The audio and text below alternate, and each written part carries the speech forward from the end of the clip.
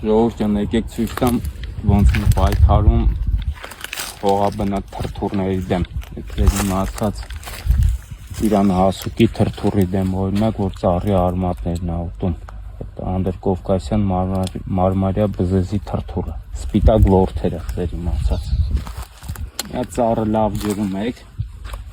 հետո այս շապի արմատուրա եք վերցում ու սկսում եք ծակեր անել բաժակի մեջ։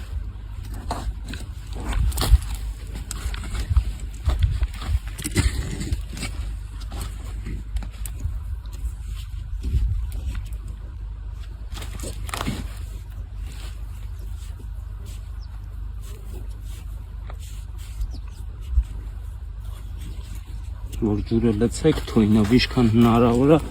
խոր իշնի։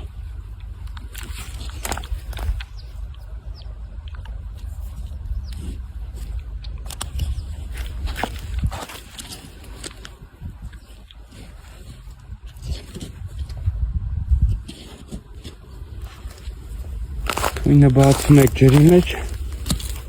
կարակ ալպակ, ագրոֆոս, չգիտեմ ինչ կունենաք այդ պահին, որ կարապ արմատայինով տակ, էլի։ Լցնում եք ջրի մեջ, ասենց սովորական, լցնում եք ջուրը բաժակի մեջ։ Սակերի միջոցով ինքը ավելի խորն է ներծծվում ու թույնը ավելի ներքև է իջնում։ Որ ներքևում գտնվող այդ թրթուրները սատկ են գոնում։